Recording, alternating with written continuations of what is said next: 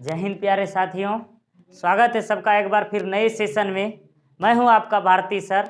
और आज हम लोग जैसे कि पढ़ रहे थे सेशन में, हम लोग आखिरी प्रहार पार्ट 4 में हम लोग वो जानेंगे कि मैथ का जो हम लोग सब्जेक्टिव प्रश्न पढ़ा रहे हैं आपको, सिर्फ वही प्रश्न जो परीक्षा में हर बार आते हैं और जो कि परीक्षा में सेपरेट रूप से आने वाले हैं। तो आप लोग इस क्लास को देखेंगे और जानेंगे हम लोग स्टेप बाय स्टेप किस तरह का प्रश्न आएंगे, हम लोग उसी को माध्यम से हम लोग समझेंगे और जानेंगे इस क्लास में। तो देखते हैं आखिरी प्रहार में इस प्रश्नों को, जैसे कि हम लोग ने पार्ट 3 तक देखे हुए हैं, तो हम लोग देखते हैं इसमें कुछ इस तरह से प्रश्न आएंगे।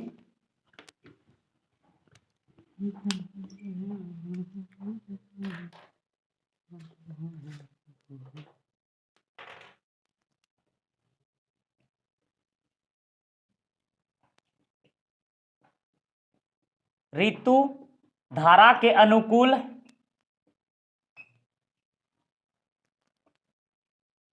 दो घंटे में 20 किलोमीटर तैर सकती हैं।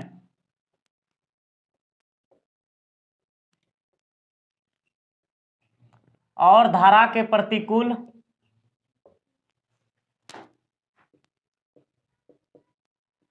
और 2 घंटे में 4 किलोमीटर तैर सकती हैं। 2 घंटे में 4 किलोमीटर तैर सकती हैं।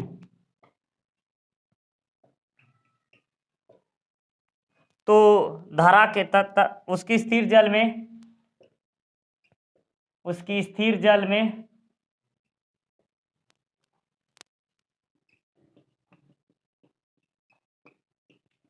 तैरने की चाल तथा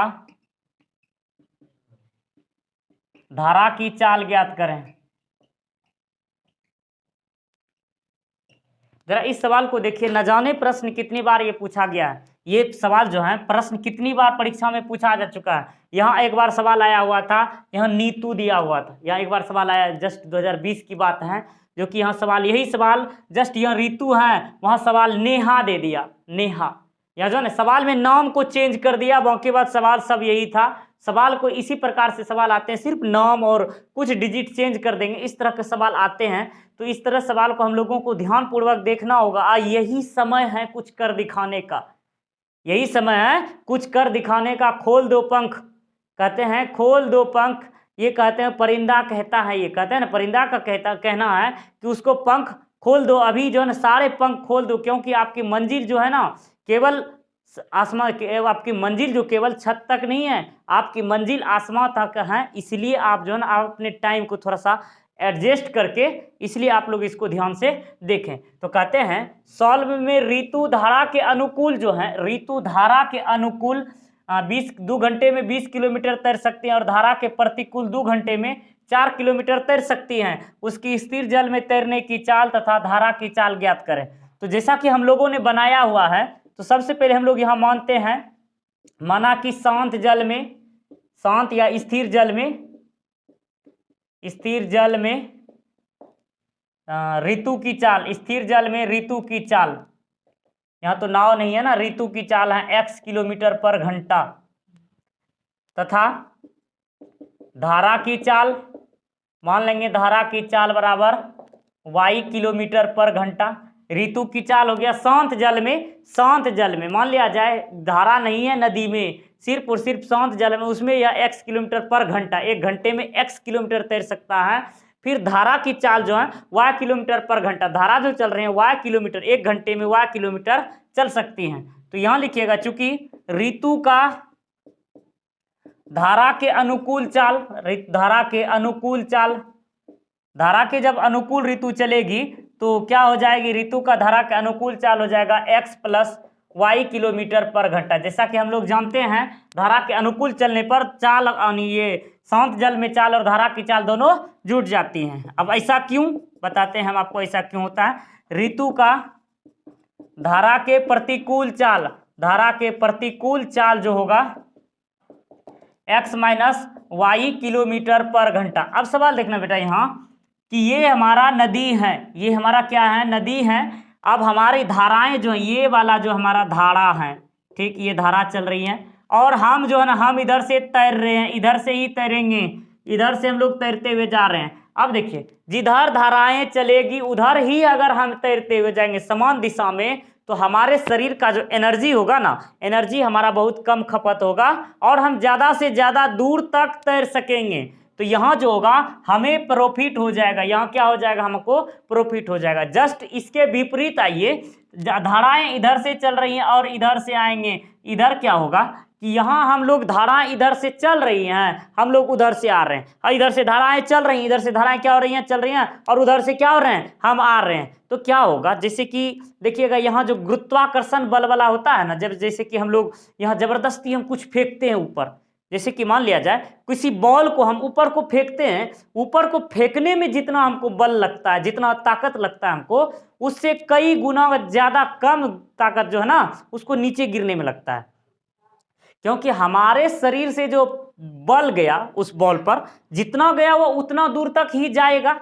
ऐसा नहीं है कि हमने बल नहीं लगाया, बहुत बल लगाया, बहुत बल लगाया, तब वो कुछ दूर ऊपर गया। लेकिन हमारे अर्थ का जो ग्रेविटेशनल फोर्स है, अर्थात गुरुत्वाकर्षण बल जो है, हमारे शरीर से जो हाथों से जो बल लगाएंगे उस पर, स्पर्श बल, उससे कई गुना ज्यादा जो होता है ग्रेविटेशनल फोर्स अर्थात गुरुत्वाकर्षण बल जो होता है बहुत ज्यादा होता है।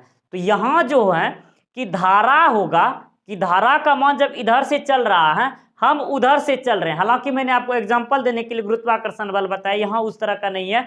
धारा का मान चल रहा है, अब इधर से चल रहा है, हम उधर से आ रहा है, ये भी अपना प्रेशर बन रहा है, इसका भी गति है, हम भी अपने गति से आ रहे हैं। तो दोनों का गति जब सेम होगा, ये हम चल रहे हैं तो ये भी चल रहा है, अर्थात दोनों में बहुत ज्यादा बल लगेगा, इसलिए दोनों का एनर्जी ज्यादा लॉस होगा। और हमारा एनर्जी जब लॉस होगा, हम बहुत ही कम समय तक यानी कम दूरी तक तैर सकेंगे। तो यहाँ क्या हो जाएगा, हमको तो लॉस ही लग जा रहा है, यहाँ क्या हो जा रहा है, लॉस लग जा रहा है। तो यहाँ क्या हो जाएगा, धारा के अनुकूल चलेगा तो क्या करेंगे, हम लोग जोड़ देंगे, और धारा के प्रतिकूल चलेंगे तो क्या हो जाएगा, यहाँ क्या हो जाएगा, घटेगा। समझ में आया, प्लस और माइनस का कॉम्बिनेशन यहाँ समझ में आया। धारा के अनुकूल चलेंगे तो चाल बढ़ जाएगा, और धारा के प्रतिकूल चलेंगे तो क्या हो जाएगा, चाल घट जाएगा। समझ में आया, चलिए ठीक। अब इसके बाद हम लोग देखते हैं इसके सवाल को। आप प्रश्न से आएंगे, प्रश्न से देखेंगे। प्रश्न से, धारा के अनुकूल जो 2 घंटे में 20 किलोमीटर तैरती हैं, धारा के अनुकूल 2 घंटे में 20 किलोमीटर तैरती हैं, 20 बटे अनुकूल में 20 बटे x प्लस वाई प्लस 4 बटे x माइनस वाई बराबर, जैसे कि यहाँ दिया हुआ है कि 2 घंटे में 20 किलोमीटर तैर सकती हैं, 2 घंटे में 20 किलोमीटर तैर सकती हैं। ऐसे नहीं बनेगा ना, 2 घंटे में 20 किलोमीटर तैर सकती हैं।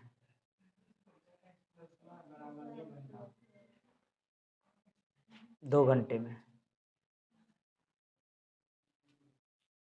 तो यहाँ जब हो जाएगा, जैसे कि आप देख लीजिएगा, x प्लस वाई बराबर 20 बटे 2, समय बराबर चाल बराबर लिखिएगा, चाल बराबर फॉर्मूला क्या होता है, समय बटे, यानी यहाँ चाल बराबर दूरी बटे समय। टोटल दूरी कितना दिया हुआ है, 20 किलोमीटर बटे 2, ये हो जाएगा। यहाँ लिख दीजिएगा x प्लस वाई बराबर 10, समीकरण फर्स्ट। यहाँ देखिएगा मैंने बताया समय बराबर, चूंकि समय बराबर जो फॉर्मूला होता है दूरी बटे चाल, दूरी बटे नहीं, समय बराबर दूरी बटे चाल, तो यहाँ क्या दिया हुआ है, चाल ना, तो चाल बराबर क्या हो जाएगा, यहाँ दूरी बटे समय। यहाँ कई क्यों हुआ, इससे समझ में आई। ये यहाँ जो हमारा ये क्या है, चाल दिया है ना, चाल बराबर डायरेक्ट फॉर्मूला लगा दीजिए। हम लोग वो भी जो लगा रहे थे वो भी सही है, जैसे कि दूरी बराबर जो लगाते हैं, दूरी बटे चाल बराबर क्या हो जाएगा, समय, ये क्या हो जाएगा, समय। ये भी हम लोग लगा सकते हैं इस तरह से। तो क्या करेंगे, 2 से हो जाएगा 2 × 2x plus 2y equal to 20 हो जाएगा। यहाँ 2 कॉमन ले लेंगे तो क्या हो जाएगा, x प्लस वाई बराबर 20 कट जाएगा, x प्लस वाई बराबर कितना हो जाएगा, 10। बात वहीं पर आएगा। इसीलिए इसका कॉम्बिनेशन थोड़ा सा समझना है कि इस तरह से भी हम लोग लगा सकते हैं, ऐसा जरूरी नहीं है कि उधर से बनाए हैं। तो इधर हम लोग देख लेंगे, x प्लस वाई बराबर 10 हो गया। पुनः आ जाएंगे, फिर देखिएगा दूसरी स्थिति में, ये हो जाएगा पहली स्थिति में, ये पहली स्थिति में है। फिर दूसरी स्थिति में कहता है, दूसरी स्थिति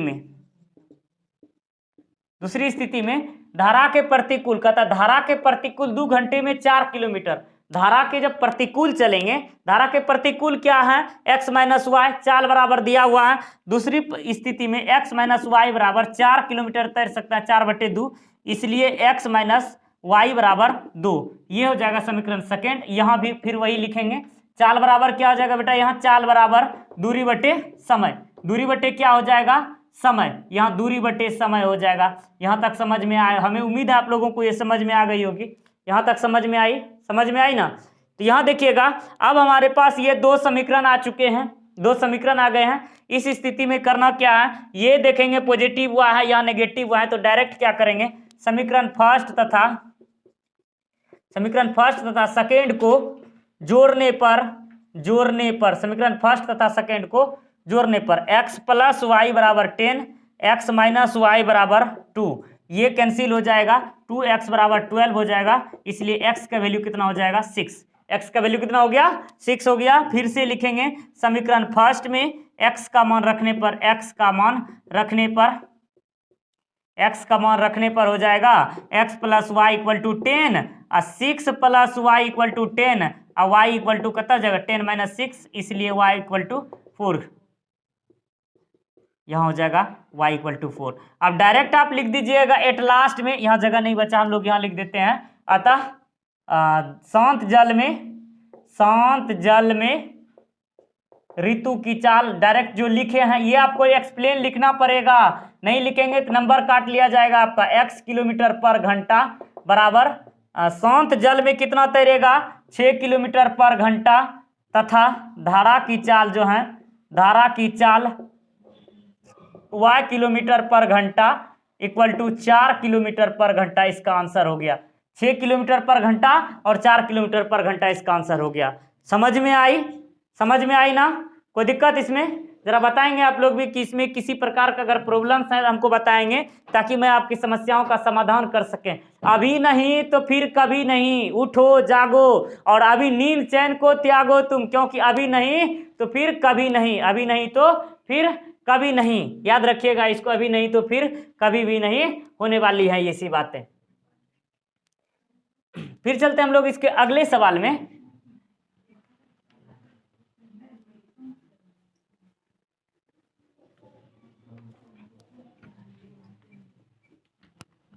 इसी प्रकार से कुछ जो ना सिर्फ और सिर्फ आपका जो ना वीवीआई सवाल ही चलेगा सारे चैप्टर्स का, जो है ना 2 से 3 क्लास में इसको खत्म कर देना है, 2 से 3 दिन में इसको सारे के सारे जो है 50 मार्क्स को अपना बना लेना सब्जेक्टिव्स के माध्यम से।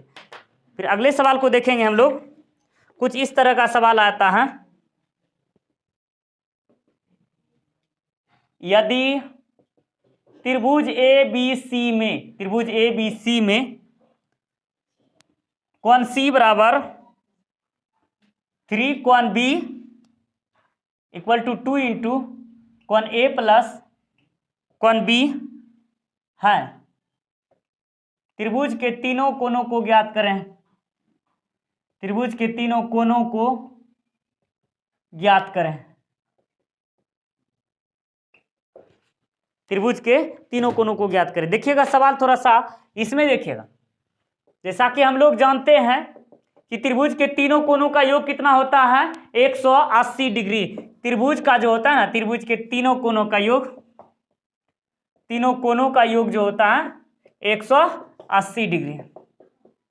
यहां देखेंगे दिया है त्रिभुज ABC है, कोण C का मान जो है 3 कोण AB बराबर 2 कोण A plus B equal to दिया हुआ है। तो त्रिभुज के तीनों कोणों का मान ज्ञात करना है कि कितना कितना डिग्री होगा, ये मान दिया हुआ है। तो आप लोग इसको पहले करना क्या है, सॉल्व लिख देंगे।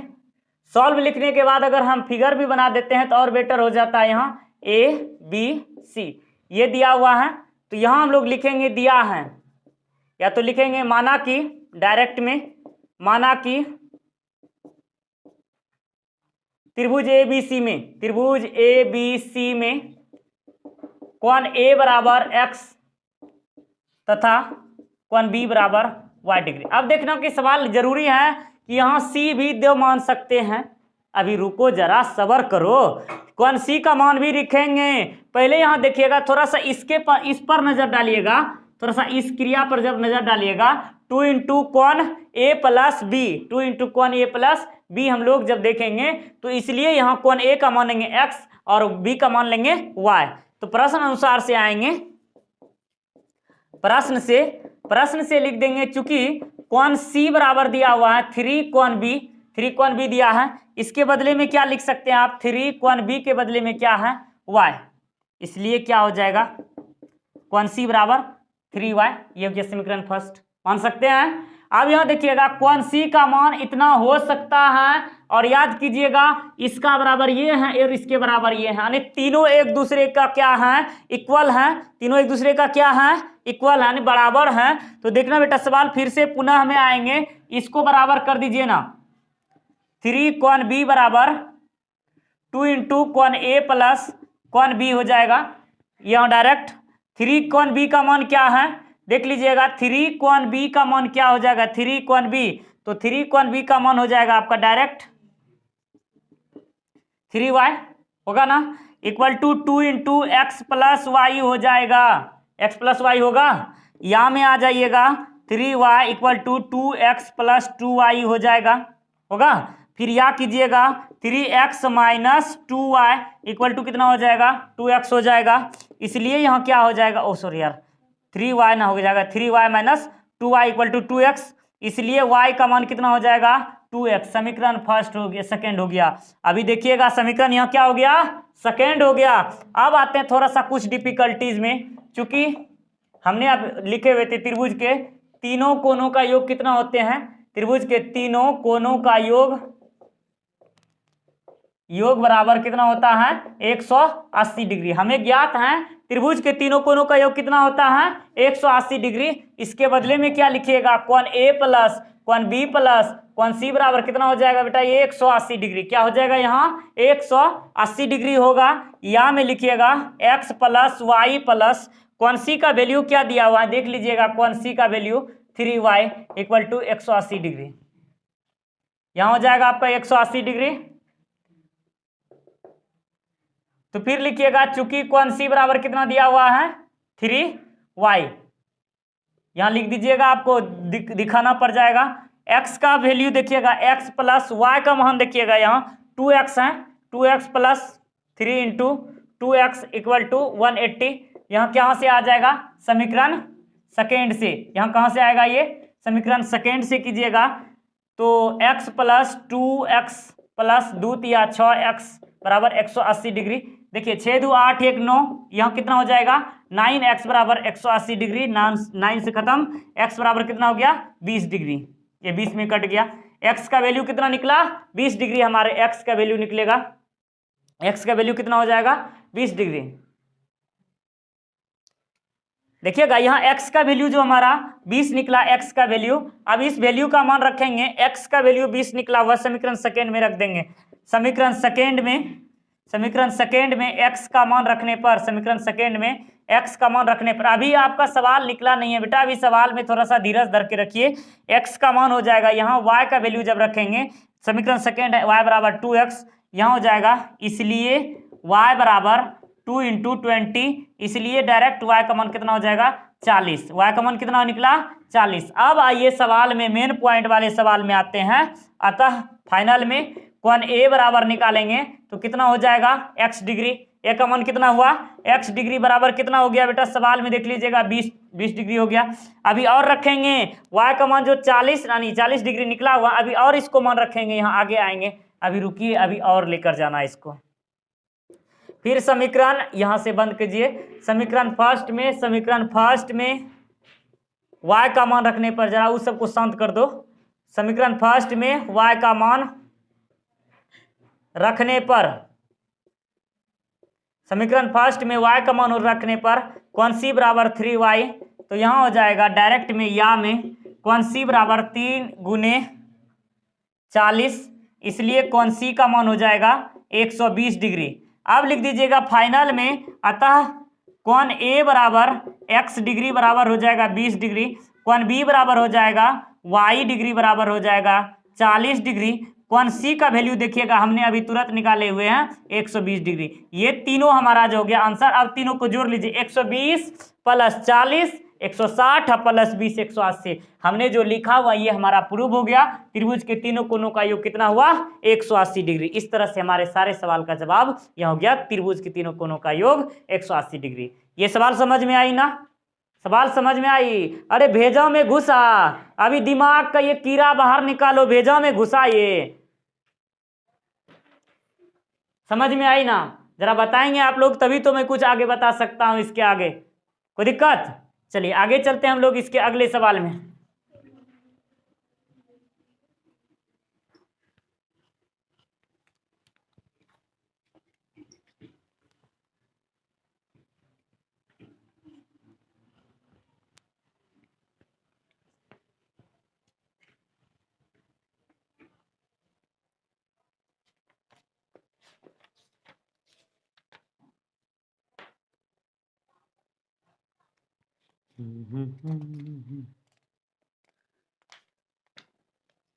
जैसे कि कह देता है आपका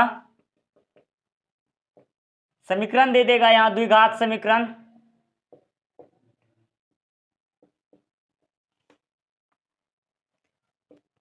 कोई भी समीकरण मैं आपको बता देता हूं सिर्फ टाइप के लिए। जीरो का गुणनखंड विधि से हल करें, गुणनखंड विधि से मूल ज्ञात करें। आपको बता देता है कि मूल ज्ञात करना है, गुणनखंड विधि से मूल ज्ञात करना। इस तरह का सवाल आ जाता है कि गुणनखंड विधि से मूल ज्ञात करना, काहे तुम सब लोग ऐसे कर दे रहे कर। तो फिर क्या कहता है कि यदि द्विघात समीकरण दिया हुआ यहां से दिया है पी एक्स बराबर X square minus 3x minus 10 equal to 0, यहाँ डायरेक्ट दिया हुआ है। यहाँ गुणनखंड करने बोल रहा है बेटा, यहाँ क्या बोल रहा है, गुणनखंड करने के लिए बोल रहा है। तो 1 गुने 10 करेंगे तो कितना हो जाएगा, 10। गुणनखंड के लिए हमको चाहिए कितना, यहाँ 10। कितना चाहिए इसको, 10 चाहिए। तो गुने करेंगे 10 को, 10 का गुणनखंड करेंगे तो जैसे कि 1 गुने 10, 2 पंचे 10, 5 गुने 2, फिर 10 एक 10, इस तरह से गुणनखंड आएगा इसका। ऐसा गुणनखंड लेना है कि जोड़ या घटा करके हमको 3 पूरा दे। 5 में 2 घटा दीजिए तो कितना हो जा रहा है, 3 हो जा रहा है। तो अब सवाल में देख लीजिएगा, एक्स स्क्वायर माइनस 5 में 3 जाएगा, 5 में 2 जाएगा, 3 माइनस ये हो जाएगा 3। क्लियर? आइएगा सवाल में फिर से, एक्स स्क्वायर माइनस 5x, 5 गुने एक्स तो 5x minus minus plus 2x minus 10 equal to 0। फिर यहाँ में आइएगा x into X minus 5 plus 2 common लीजिएगा, x माइनस 5 इक्वल टू 0। फिर यहाँ कीजिएगा, एक बाहर वाली लीजिएगा, एक अंदर वाली। दोनों सवाल देखिएगा ध्यान से, एक बाहर वाली को लेना है, एक घर वाले से, अर्थात ये बाहर वाले से, जो बाहर बाहर है उसको ले लेंगे एक बार घर वाले से। तो क्या हो जाएगा, x plus 2 into X minus 5। अब हंसने की कोई बात नहीं है, बाहर वाली बोल रहे हैं तो इसमें बाहर बाहर बेटा, बाहर बाहर बोलना है, और फिर इसमें अंदर से। तो ये हो जाएगा हमारा सवाल। फिर आगे लेकर चलेंगे, ये देखिए डायरेक्ट यहाँ हमारा शून्यक में दिया हुआ है, इसलिए शून्यक दिया हुआ है तो इसका डायरेक्ट मान निकालिएगा। x प्लस 2 बराबर 0, x equal to minus 2, X minus 5 बराबर 0, x इक्वल टू 5। डायरेक्ट मान हो गया, अतः मूल हो जाएगा, अतः मूल -2, मूल बराबर -2 तथा 5। अतः मूल का मान क्या हो गया, -2 तथा 5। यही हो गया इसका आंसर। कोई दिक्कत इसमें? समझ में आई? समझ में आई? आप लोगों को जरा बताएंगे कि समझ में आई कि नहीं आई। आप लोग बताते चलेंगे ताकि जो है ना हमें विश्वास हो जाएगा आप लोगों को समझ में आ रही है। इसलिए क्योंकि अभी टाइम बहुत कम है और एग्जाम बहुत नज़दीक है, इसीलिए इसको कवर करना होगा बहुत अच्छे तरीके से। तो ये आपका मूल हो गया। इस तरीके का सवाल भी बार बार देखा जा रहा है, 2 मार्क्स में इसका पूछा जा रहा है। गुणनखंड विधि से हल कीजिए, हालांकि इसको और द्विघाती सूत्र से भी आता है, इसको हम लोग उस विधि से भी देख लेंगे कि मूल ज्ञात करने। अब मूल ज्ञात करने के लिए बोलेगा तो आपको 2 तरीके से मूल ज्ञात करते हैं। गुणनखंड अर्थात मूल ज्ञात करने के लिए कितने नियम मुख्य रूप से बताए गए हैं, 2 नियम। एक है हमारा गुणनखंड से द्विघात समीकरण के लिए मूल ज्ञात करने के लिए ये हो जाएगा गुणनखंड, और होता है आपका द्विघाती सूत्र। डायरेक्ट होता है द्विघाती सूत्र, जिसके जनक जो हैं हमारे श्रीधराचार्य महोदय जी जो थे, श्रीधराचार्य महोदय जी ने एक द्विघात समीकरण के मूल ज्ञात करने के नियम बताए हुए थे, द्विघाती सूत्र। हम लोग इसको अब देखते हैं द्विघाती सूत्र से किस प्रकार से निकालते हैं। तो इसको हम लोग समीकरण थोड़ा सा चेंज कर लेंगे, देखेंगे समीकरण में आगे क्या है। यहाँ तक ये समझ में आई ना? चलिए ठीक, आगे हम लोग देखते हैं। थोड़ा सा इसको चेंज कर देना है द्विघाती सूत्र से।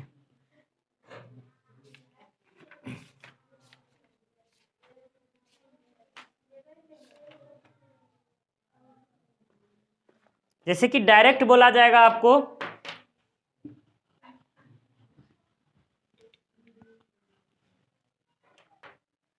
इस तरह का सवाल जो कि 5 नंबर में भी कभी कभी ये पूछ लिया जाता है, मूल ज्ञात करें। यहां आपको इस तरह का सवाल देगा 1/x minus 1/x minus 2 equal to 3, x बराबर नोट 0 और 2। ये सवाल आपको दे देगा, कहेगा का मूल ज्ञात करें, का मूल ज्ञात करें, का मूल ज्ञात करें, का मूल ज्ञात करें।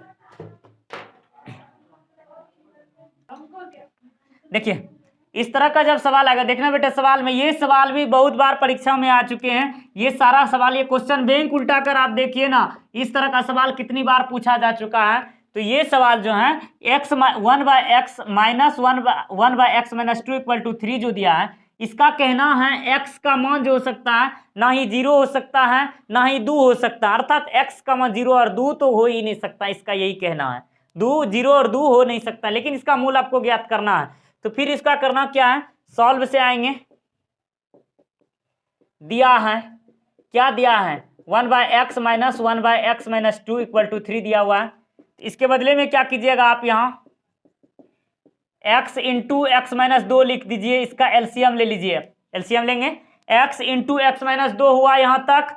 फिर आगे चलेंगे, x से x तो हमारा क्रॉस लग जाएगा, फिर बचेगा क्या, x माइनस 2 बचेगा, माइनस x माइनस 2 से इसमें भाग देंगे तो बचेगा कि ये खत्म, ये बच जाएगा, x बचेगा, इसके बदले में क्या हो जाएगा, 3 होगा। ये प्लस x, ये माइनस x, ये कैंसिल हो जाएगा, बराबर हो जाएगा -2/x square minus 2x, x square minus 2x, इससे गुना कर दीजिए, x गुने x square, x minus x गुने -2 तो -2x इक्वल टू कितना हो जाएगा, 3। इसके नीचे में नहीं कुछ हो तो 1 है, इसको जाना, इसको क्रॉस मल्टीप्लिकेशन करा दीजिए, इसके बदले में हो जाएगा 3x square minus 6x equal to कितना हो जाएगा, -2 है ना, ये -2 इधर आएगा तो इधर आने पर क्या हो जाएगा, +2 इक्वल टू 0 हो जाएगा, होगा यहाँ देखेंगे कोई दिक्कत। यहाँ इसके बदले में अगर आप एक स्टेप और बढ़ाना चाहते हैं, ज़्यादा टाइम है आपके पास तो बढ़ा सकते हैं इसको, 1 गुने -2 कितना हो जाएगा, -2, तो यानी 3x square minus 6x plus 2 equal to 0, 2 equal to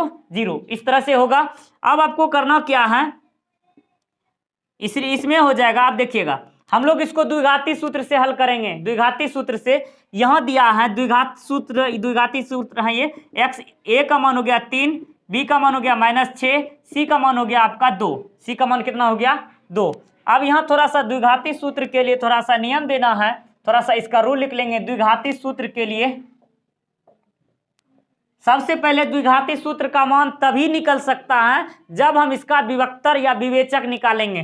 तो ये जो होता है d, जिसको हम लोग विभक्तर या विवेचक कहते हैं, विविक्तर या विवेचक कहते हैं, इसको विविक्तर या विवेचक कहते हैं, विविक्तर या विवेचक कहते हैं। इसलिए अगर d का फॉर्मूला होता है, ये बहुत ही अच्छा सा फॉर्मूला दिया हुआ है, बहुत ही अच्छा सा फॉर्मूला दिया है, b स्क्वायर माइनस 4ac। अब देखिएगा इसके रूल को हम लोग थोड़ा सा समझ लेते हैं। ये एग्जाम में बहुत बार प्रश्न ऑब्जेक्टिव्स में पूछे जाते हैं। विविक्तर का मान जो होगा d बराबर b स्क्वायर माइनस 4ac होगा, विविक्तर बराबर d बराबर b स्क्वायर माइनस 4ac हो जाएगा। इसका कुछ रूल है कि अगर d का मान 0 हो जाता है, d का मान अगर इस पर सूत्र हल करने के बाद d का मान 0 आ जाता है, इसके बदले में जो होगा, इसका जो रूल होगा, इसका नियम है कि d का मान जैसे 0 आ जाएगा, इसका मूल जो होगा वास्तविक तो होगा, मूल वास्तविक होगा, और क्या साथ ही साथ क्या होगा, 2 बराबर मूल हो जाएगा, 2 समान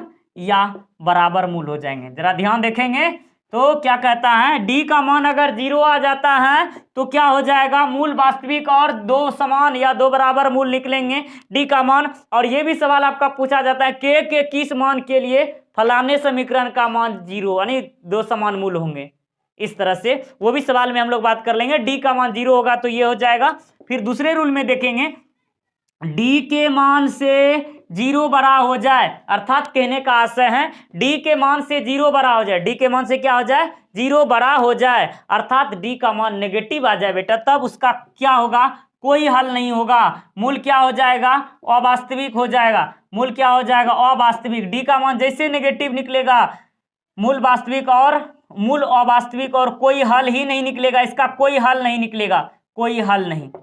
फिर आगे आएंगे, तीसरा रूल है इसका, डी का मान जो होता है जीरो से बड़ा हो जाए, अर्थात पॉजिटिव में आए, 1 2 3 4 5, अर्थात कहने का आशय हुआ गिनती की संख्या में जब आ जाएगा, गिनती की संख्या प्राकृत संख्या में जब आ जाएगा तो वो क्या होगा, पॉजिटिव होने के साथ वो हो जाएगा मूल वास्तविक होगा, मूल तो वास्तविक होगा, मूल वास्तविक और साथ ही साथ भिन्न भिन्न मूल होंगे, अर्थात भिन्न मूल होंगे, भिन्न भिन्न मूल होंगे, कहने का आशय असमान मूल होंगे। इसका रूल आप लोग याद कर लेंगे, डी का मान जब जीरो आएगा, डी का मान जीरो, मूल वास्तविक और दो समान मूल बराबर निकलेंगे। फिर डी का मान अगर डी के मान से जीरो बड़ा आ जाए, अर्थात डी का मान नेगेटिव आ जाए, उसका मूल अवास्तविक और कोई हल ही नहीं निकलेगा, अर्थात उसका उसी जगह छोड़ देना इसको। फिर डी का मान जीरो से बड़ा हो जाए, पॉजिटिव हो जाए, उसका मूल वास्तविक और दो भिन्न भिन्न होंगे। तो चलते हैं हम लोग इसको पहले जांच कर लेते हैं डी का मान क्या निकलता है, फिर आप लोग इसको लिख लेंगे। आप लोगों को समझ में आई ना ये। चलते हैं हम लोग अब कुछ ये आप लोगों के बाद समीकरण, ये आपका जो सूत्र होता है फॉर्मूला, उस पर हम लोग चलेंगे। देखिए इसके अनुसार से अब आते हैं द्विघाती सूत्र, यहाँ जो लिखे हुए हैं द्विघाती सूत्र से मूल बराबर एक फॉर्मूला होता है minus B plus minus root under B square minus 4ac बटे 2a। इसके बदले में हम लोग 4ac के बदले में 2 यहाँ लिख सकते हैं, डी भी लिख सकते हैं, या डी भी लिख सकते हैं हमको इसके बदले में, या हम लोग इसको डी भी लिख सकते हैं, क्योंकि डी का ही फॉर्मूला है बी स्क्वायर माइनस 4ac, इसलिए हम लोग यहाँ लिख सकते हैं। लेकिन आप लोगों को यहाँ जैसी सुविधा हो या जैसे याद हो आपको लिखना है, पर minus B plus minus root under B square minus 4ac upon 2a। ये फॉर्मूला तभी काम करेगा बेटा जब तक यहाँ डी का मान नहीं निकाल कर रखिएगा, तब तक आपका मान सही नहीं निकलेगा। हो सकता है डी का मान अगर नेगेटिव हो जाए तो आपका सारे मेहनत पर पानी फिर सकता है, इसीलिए आपको ये पहले ही जांच कर लेना कि इसका मान क्या होगा। तो हम लोग इसको देख लेते हैं, इसलिए लिखिएगा डी का मान विवेचक बराबर जब निकालिएगा, डी का मान हो जाएगा B square minus 4ac, 4ac में बी का वैल्यू हो जाएगा बेटा माइनस 6 का स्क्वायर माइनस 4 इंटू 3 इंटू 2, 6 का स्क्वायर करेंगे 36, 4 दूना 8 चौक 32 हो जाएगा। देख लीजिए यहाँ कितना निकल गया 4। हमारे नियमानुसार से कहा गया है डी का मान जब जीरो से बड़ा हो जाए, मूल वास्तविक तथा भिन्न भिन्न होंगे। 4 तिया 12 दूना 24 हो जाएगा ना, ये हो जाएगा 12, 4 तिया 12 दूने 24, हाँ 4ac, यहाँ 24, यहाँ जो 12 निकला, डी का मान जीरो से बड़ा है, इसका इसलिए मान क्या हो जाएगा, इसका मूल वास्तविक होंगे लेकिन क्या होंगे, भिन्न भिन्न होंगे, भिन्न भिन्न होंगे। यहाँ तक हम लोग इसको करने के बाद अब लिखेंगे प्रश्न से, या तो लिख देंगे चूंकि द्विघाती सूत्र से मूल बराबर फॉर्मूला लिख देंगे। तब देखिए माइनस बी का वैल्यू क्या है, एक फॉर्मूला का माइनस है और एक इसका अपना बाबू वाला माइनस है, अर्थात इसका जो है ना, अर्थात इसका अपना माइनस है, जिसको हम लोग इसका बपौती माइनस कहते हैं। इसका अपना बाबू वाला जो माइनस है ना, इसको एक बपौती वाला माइनस। तो ये जो ये माइनस सूत्र का है, ये तो लगेगा ही कंपलसरी, इसको भी है, तो इसलिए इसको छोड़ेंगे नहीं ना, क्योंकि ये अपना है ना, इसको छोड़ नहीं सकते हैं। Plus minus root under B square 4ac का मान देखिएगा बेटा हम लोग निकाल चुके हैं, बी स्क्वायर माइनस 4ac का वैल्यू जो है 12 निकाले हैं, इसलिए हम लोग 12 लिख देंगे।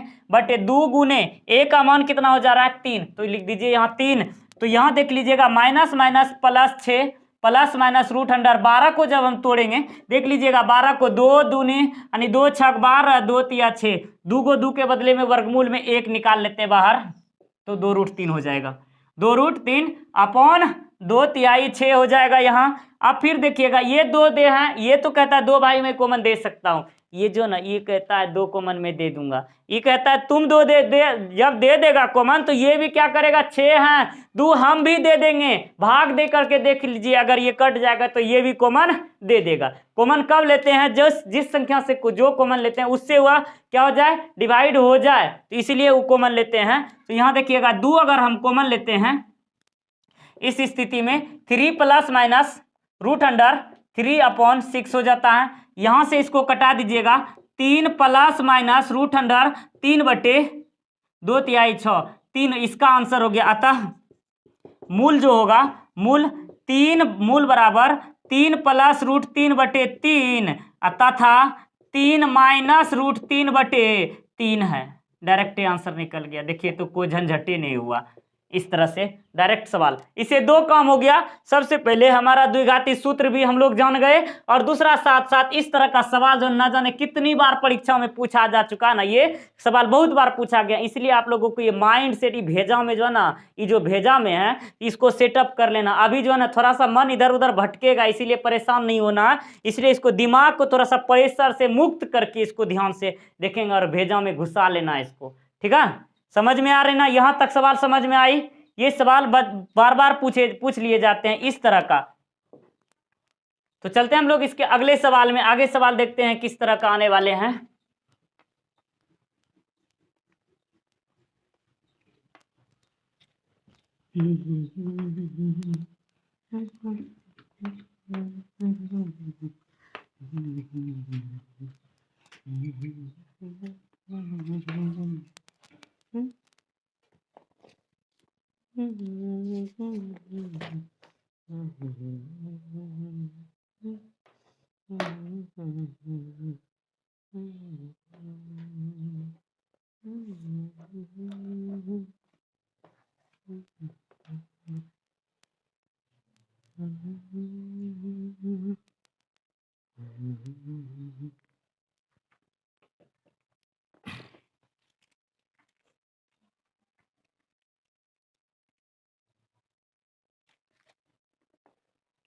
एक समकोण त्रिभुज, ये सवाल देख लीजिएगा आपको। एक समकोण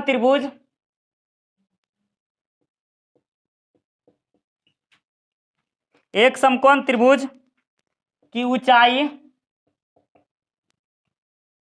इसके आधार से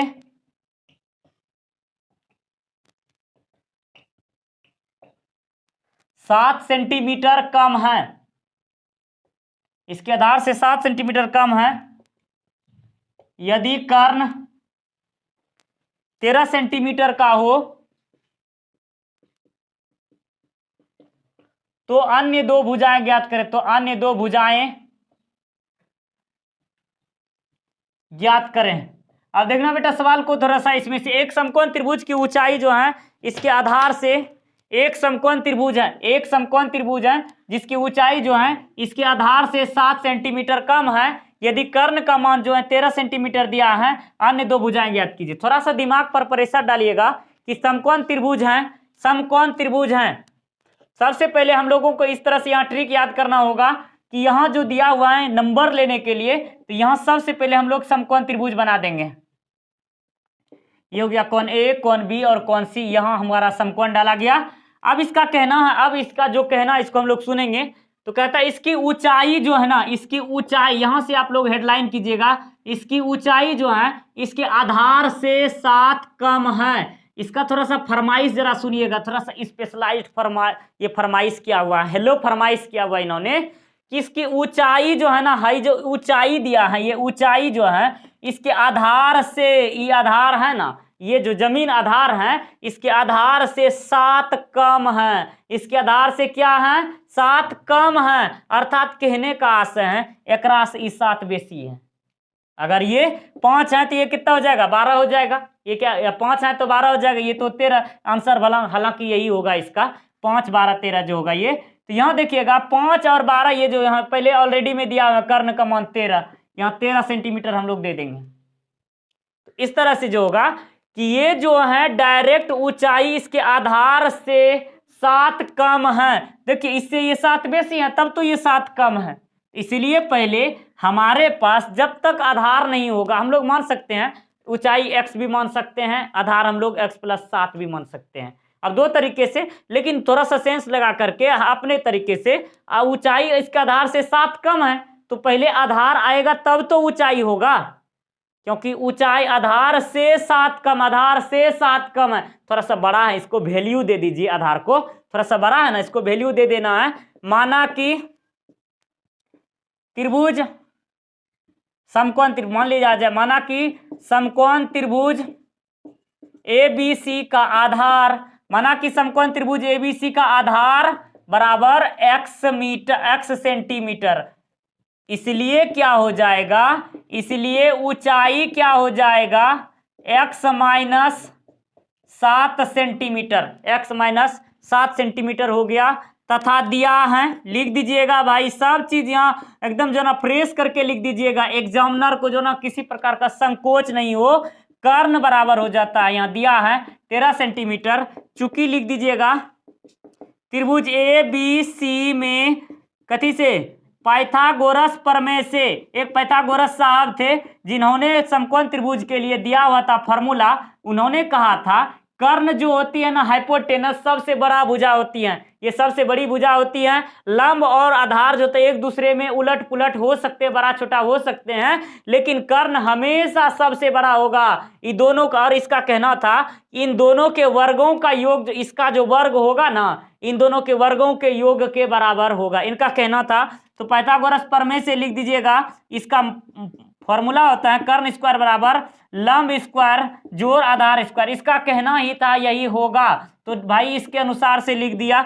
आधा कर्ण का मान दिया हुआ है 13 का स्क्वायर बराबर लंब का मान देखिएगा क्या है, ये हो जाएगा x, ये हो जाएगा x माइनस 7। इसके अनुसार से यहाँ हो जाएगा डायरेक्ट x का स्क्वायर प्लस x माइनस 7 का स्क्वायर कर दीजिएगा।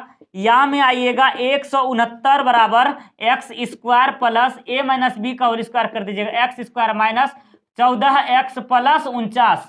अब आगे आइएगा सवाल में, यहाँ या कीजिएगा तो 2x स्क्वायर, अब थोड़ा सा इसको इधर उठा कर ला लेते हैं, 2x square minus 14x plus 49। ये जो 169 यहाँ रखा हुआ है पॉजिटिव में, इसको इधर लाएंगे तो क्या हो जाएगा, नेगेटिव में, यहाँ हो जाएगा। फिर यहाँ में आ जाइएगा, यहाँ में 2x square minus 14x minus 120 बराबर 0 हो जाएगा। फिर यहाँ आप 2 कॉमन ले लीजिएगा, x square minus 7x minus 60 बराबर 0 हो जाएगा। इसलिए इसका मान हो जाएगा, अब 2 गुने में है ये 2 कहाँ, इसको सेल कर देना, डायरेक्ट क्लीन बोल्ड कर देना इसको, अर्थात ये 2 गुने में है ना, यहाँ जाए डायरेक्ट जन बराबर के उस पर जाकर क्या हो जाएगा, भाग में 0 से 2 में 2 से 0 में भाग देना। जब डिवाइड कराने वाला ये कोई रुपये नहीं है तो 2 हिस्सा कहाँ से कर देगा, जब 1 रुपया भी नहीं है इसको 2 से भाग कहाँ करेगा, ये भी 0 हो जाएगा।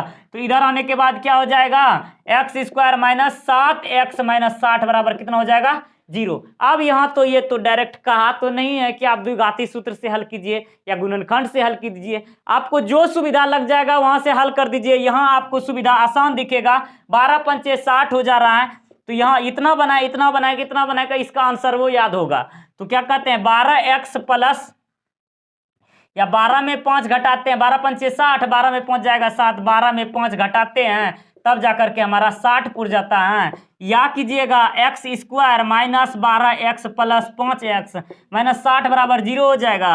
या कॉमन लीजिएगा x माइनस 12 प्लस 5 कॉमन लीजिएगा, x माइनस 12 बराबर 0 हो जाएगा। या फिर लिखिएगा एक बाहर वाली और एक घर वाली ले लेना, x प्लस 5 x माइनस 12 बराबर 0, अर्थात एक बाहर से लेना, एक बाहर से, अर्थात जो बाहर है बाहर वाले से ही ले लेना, एक घर वाला है ना घर वाला भी, इससे भी कम चलाना, दोनों बराबर हैं इसलिए एक ही लेना इसको। या कीजिएगा, अरे तुम लोगों को हंसी का है यार, हंसना नहीं है, थोड़ा सा रिलैक्स तो करो, सबर करो। x प्लस 5 बराबर 0, इसलिए x बराबर क्या होगा -5, x माइनस 12 बराबर 0, x बराबर क्या हो जाएगा 12, यहाँ दिया हुआ है x बराबर -5। अब तो जानते हैं कोई भी भुजा जो होगा, बेटा ध्यान दीजिएगा, कोई भी भुजा जो होगा ऋणात्मक नहीं होगा, कोई भी चीज का माप ऋणात्मक नहीं होगा। अब कहेगा दुकान में जाएगा, कहेगा 5 सेंटीमीटर कपड़ा दीजिए, कहेगा क्या, कहेगा 5 सेंटीमीटर का हमको कलम दीजिए, तो देगा नहीं देगा। तो वही है ना, यहाँ है कि जब भी माप होगा वो पॉजिटिव में होगा, नेगेटिव नहीं होगा। इसलिए ये क्या हो जाएगा -5, ये क्या हो जाएगा अमान्य, क्योंकि यहाँ डायरेक्ट लिखना है, क्योंकि माप ऋणात्मक नहीं होती हैं, क्योंकि माप जो है माप ऋणात्मक नहीं होती हैं, ऋणात्मक नहीं होती है, इसलिए डायरेक्ट आंसर लिखिएगा। आप किधर लिखें, इधर एडजस्ट करा देते हैं। अरे बाप रे, हम तो जगह कम पड़ गया। अब देख लीजिएगा, अतः फाइनल लिख दीजिएगा, अतः त्रिभुज की आधार बराबर x बराबर 12 सेंटीमीटर तथा ऊंचाई बराबर x माइनस 7 बराबर 12 माइनस 7 बराबर 5 सेंटीमीटर। आंसर क्लियर हो गया आपका, 12 और 5 डायरेक्ट हो गया क्लियर, जैसे कि हम लोग लिखे हुए थे 12 और 5 वही तो आ गया। समझ में आई? हाँ बोल।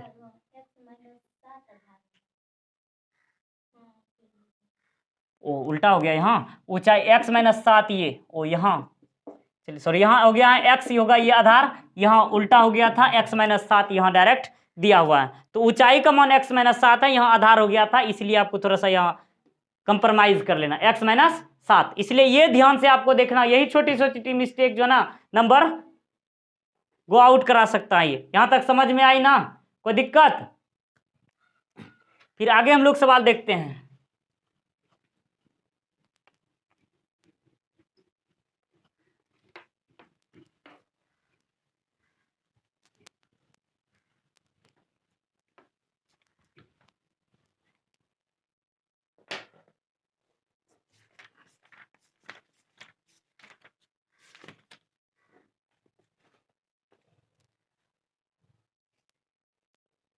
एक सवाल बहुत ही सिंपल सा सवाल लगता है, दो संख्याओं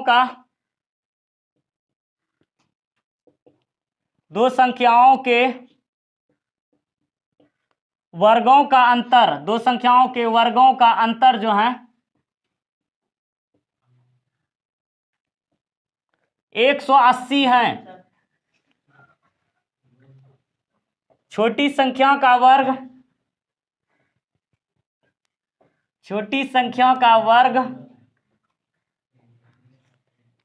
बड़ी संख्या का 8 गुना है, बड़ी संख्या का 8 गुना। उसको नादान है ना, पता थोड़ी ना चला रहा है वहां, जो कि उसको पता होगा।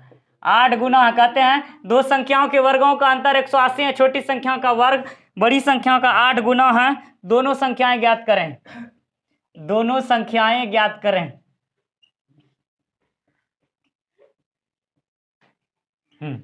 देखिएगा इस सवाल को थोड़ा सा, कि दो संख्याओं के वर्गों का अंतर 180 है। अब देखिएगा सवाल को समझने वाली बात है, दो संख्या है, दो गो संख्याओं के वर्ग माना स्क्वायर, दोनों का वर्गों का अंतर जो 180 है। छोटी संख्या का वर्ग बड़ी संख्या का 8 गुना है, दोनों संख्याएं ज्ञात करें। यहाँ तो सवाल यहाँ दिया है, छोटी संख्या और बड़ी संख्या का दिया है। छोटी संख्या का वर्ग बड़ी संख्या का 8 गुना है, छोटी संख्या का वर्ग बड़ी संख्या का 8 गुना है। तो देख लीजिएगा, माना कि छोटा से ही बड़ा करते हैं, माना कि छोटी संख्या x तथा बड़ी संख्या बराबर y। आ जाइएगा प्रश्न से, थोड़ा सा इनका भी कहना मान लेते हैं। पहली स्थिति में तो कीजिएगा, दो संख्याओं के वर्गों का अंतर जो है 180 है, दो संख्याओं के वर्गों का अंतर 180। वर्ग का मैं कहने का आशय है, x का वर्ग हो जाएगा x स्क्वायर और y का वर्ग क्या हो जाएगा y स्क्वायर। समझ में आ रही है, x स्क्वायर और y स्क्वायर। ये समीकरण फर्स्ट हो गया, इक्वेशन फर्स्ट। पुनः लीजिएगा, दूसरी स्थिति में कहता है छोटी संख्या का वर्ग जो है, जरा इसका फरमाइश सुनिएगा, हेलो फरमाइश जरा इसका सुनिएगा। छोटी संख्या का वर्ग जो है बड़ी संख्या का 8 गुना है, छोटका संख्या का वर्ग जो है ना, छोटी संख्या का वर्ग। दूसरी स्थिति में लिखिएगा, दूसरी स्थिति में छोटी संख्या का वर्ग, अरे बाबा छोटी संख्या का वर्ग जो है ना, छोटी संख्या का वर्ग जो है बड़ी संख्या का 8 गुना, 8 गुने बड़ी संख्या, 8 गुने बड़ी संख्या, ये हो जाएगा समीकरण सेकेंड। अब डायरेक्ट मान क्या कीजिएगा, इसका मान उठाकर इसमें रख दीजिए ना। समीकरण फर्स्ट में एक्स स्क्वायर का मान रखने पर, एक्स स्क्वायर का मान रखने पर रख दिया इस पर मान रख दिया, x माइनस वाई स्क्वायर बराबर 180 डिग्री। आय हाय, रख दिया इसका आंसर। एक्स स्क्वायर का वैल्यू कितना हो गया 8y minus Y square minus 180 बराबर 0, 180 बराबर 0 हो गया। अब कीजिएगा minus Y square plus 8y minus 180 बराबर 0। इसको थोड़ा सा सीधा कर लिया बेटा, यहाँ से देखेंगे माइनस कॉमन ले लेंगे तो Y square minus 8y plus 180 बराबर 0 हो जाएगा। अब ये माइनस गुने से भाग में चल जाएगा तो क्या हो जाएगा, फिर वही बात आ गई। तो वाई स्क्वायर बराबर कीजिएगा Y square minus 8y plus 180 बराबर 0 हो गया। अब हो गया, अब आता है, अब आया ऊंट पहाड़ के नीचे, यहां समीकरण निकला। अब आया है ऊंट पहाड़ के नीचे, 18 दहाई असैया से 18 गुने 10 करते हैं तो कितना हो जाता है 180। 18 में 10 घटाते हैं तो कितना हो जाता है, 8 होता है, 8 होता है, भेजा में घुस रहा है ना। 18 में 10 घटाएंगे तो कितना होगा रे, 8 होगा। इसका तो गुणनखंड पुड़िए जा रहा है ना। अगर नहीं पुड़ेगा, उस वक्त याद नहीं होगा तो डी का मान निकालिए, तुरंत पहुंच जाएंगे कहाँ, द्विघाती सूत्र में। नहीं तो आपको गुणनखंड रहेगा तो टाइम बचत हो जाएगा, इसीलिए थोड़ा सा गुणनखंड पर ज्यादा फोकस करना। वाई स्क्वायर माइनस 18 में 10 घटा दीजिएगा, या कीजिएगा Y square minus 18x plus 10x plus 180 बराबर 0। वाई स्क्वायर यहाँ y कॉमन ले लेंगे, y माइनस 18 प्लस 10 कॉमन ले लेंगे तो क्या हो जाएगा x माइनस 18। यहाँ तो थोड़ा सा बाई मिस्टेक होगा, 15 ऐसे ही आसित नहीं हो जा रहा है।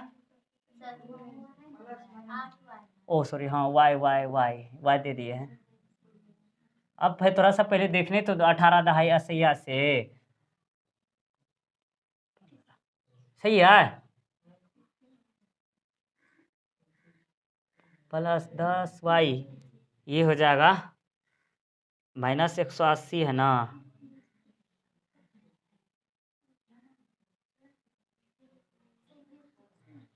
अठारह दहाई असैया से देखने देंगे तब न रे।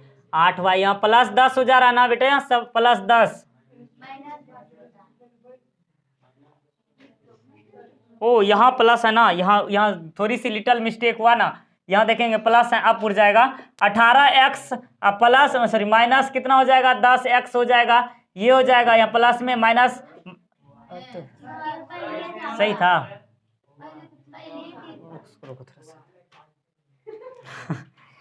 थोड़ा सा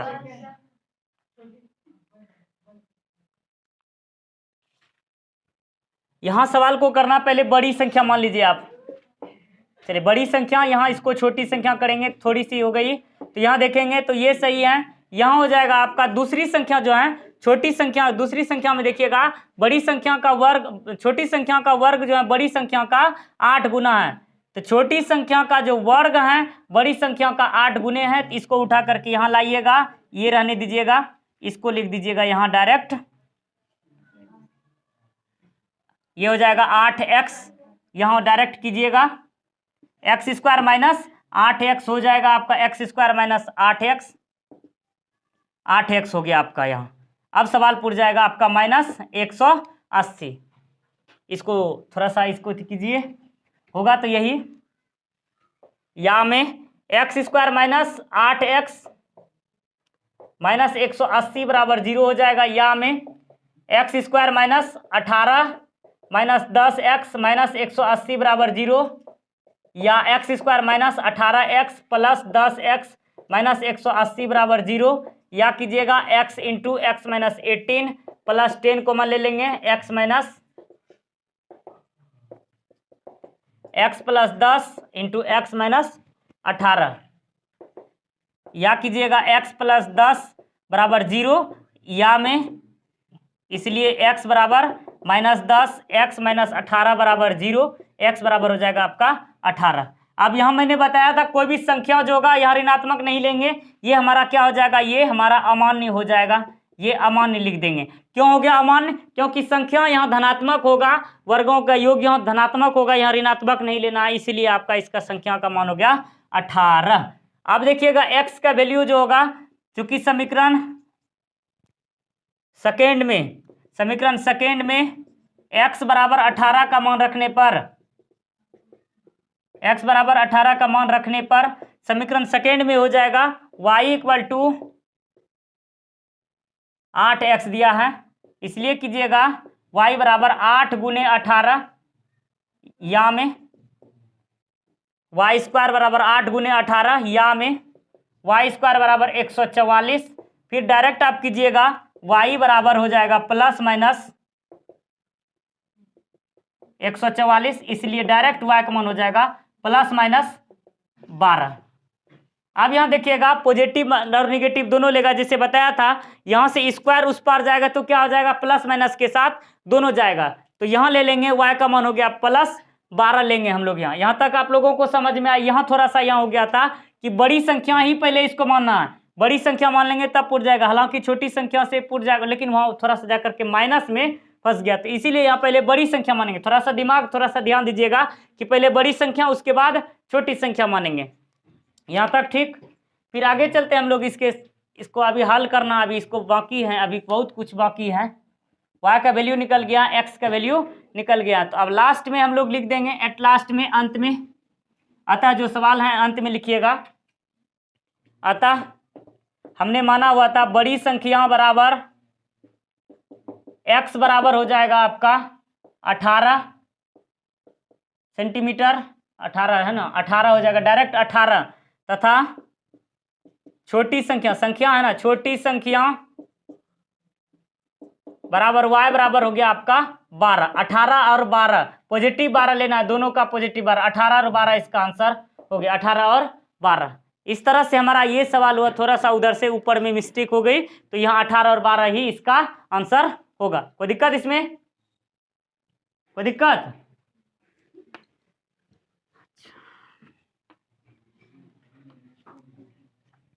अब इसके आगे सवाल को हम लोग देखते हैं थोड़ा सा तब।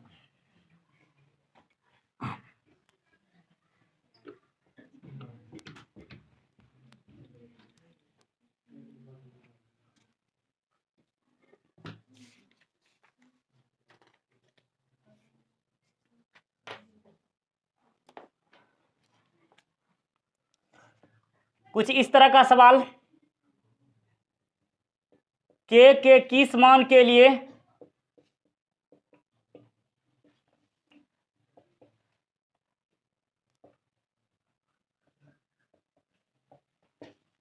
द्विघात समीकरण 2x² plus kx plus 3 equal to 0 का दो बराबर मूल होंगे, दो बराबर मूल होंगे।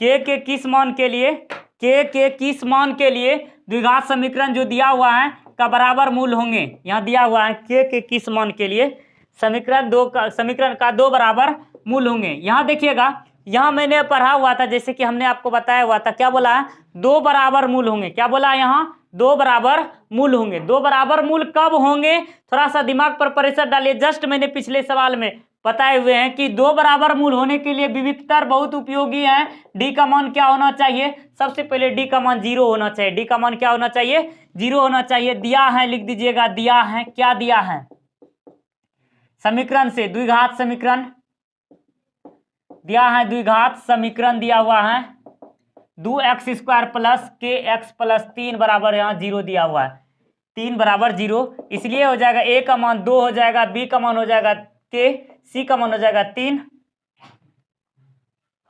चूंकि दो बराबर मूल होने के लिए फॉर्मूला लिखिएगा, दो बराबर मूल होने के लिए